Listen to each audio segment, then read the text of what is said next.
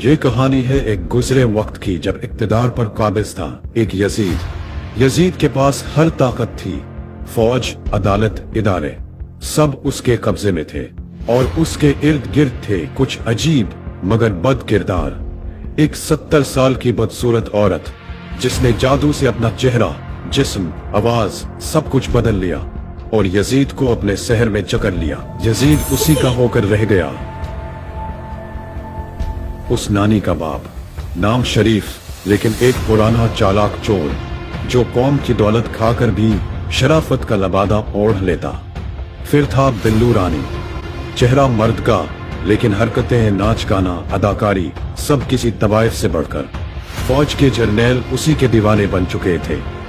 Yazid नानी का आशिक, जर्नैल बिल्लू का आशिक। नानी जादू से हुकूमत बचाती, बिल्लू नाच से फौज को खुश रखता। ये सब एक दूसरे को बचाते और कौम पर जुल्म करते। जो भी आवाज उठाता लापता हो जाता, जो भी सच बोलता बीमार हो जाता और जो भी राजा का नाम लेता उसका नाम मिटा दिया जाता। कौम डरी हुई थी, खामोश थी और कुछ लोग तो इन्हीं जालिमों की हिमायत थे।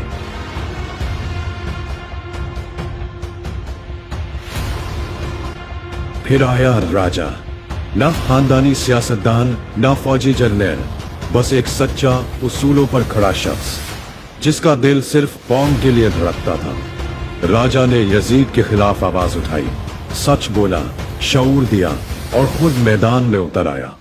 लेकिन राजा के साथी या तो डर गए या दुश्मन से जा मिले। राजा अकेला रह गया और उसे अंधेरी काल कोठरी में डाल दिया गया। वहां उस पर तशद्दुद हुआ, दवाएं रोक दी गई, डॉक्टर ना मिलने दिया गया और उसकी बीवी को भी कैद करके उस पर दबाव डाला गया। लेकिन राजा हारा नहीं, जख्मों से चूर मगर नजरिए पर कायम। राजा ने हिम्मत न हारी, ना झुका ना रोका और उसकी ये इस्तकामत कौम के कुछ नौजवानों को जगा गई।